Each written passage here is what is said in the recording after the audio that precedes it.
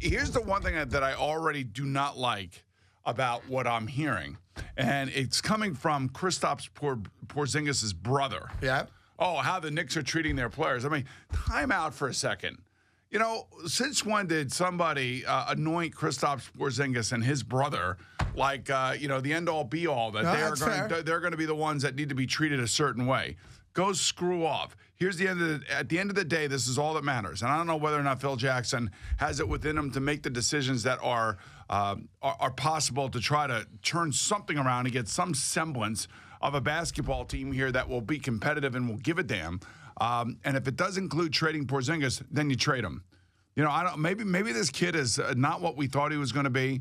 Maybe he's all caught up in the fashionista of being New York and looking the part and being beloved because he's a 7-footer who can do some pretty stupid things on the basketball court. Yep. At the end of the day, I don't care what his brother says. I don't care what he says. I don't care what Carmelo Anthony says. I don't care what anybody who has had a hand in 50 losses has to say about the way that they believe or perceive that they are being treated.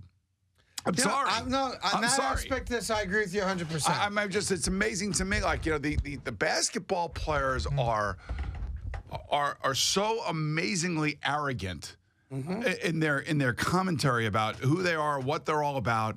It's just, and Porzingis' brother just follows, like, this is what he's learned from Carmelo Anthony the last 2 years, is how to be a pain in the ass. You're the one who left the exit interviews. You're the one who decided not to stay and talk to your coaching staff or your general manager or the president of the team. And now in return, they haven't talked to him for 2 months, and that's the way it goes. But I'm with you, bro. There's not a single guy on this team that is untradeable, including Porzingis. There's two aspects of it that are troubling to me.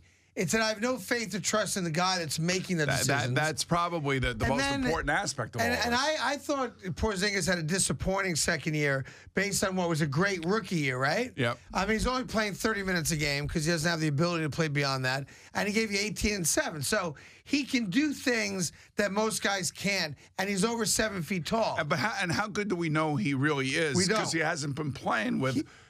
I think the right direction or the right people on the court. Here's my problem with it. Beyond the fact that I just don't trust Phil Jackson to make the right move, is that you have something that I believe, like what you just said, under the right coaching staff and in the right system, meaning not Carmelo Anthony, Porzingis should be a dominant player in the league. Let's say a guy who scores 25 a game. Let's say Porzingis goes to, I don't know, the Spurs or goes to the Warriors. He's 25 and 10 every night. Right, exactly. But he's not going to be that here. And you know what?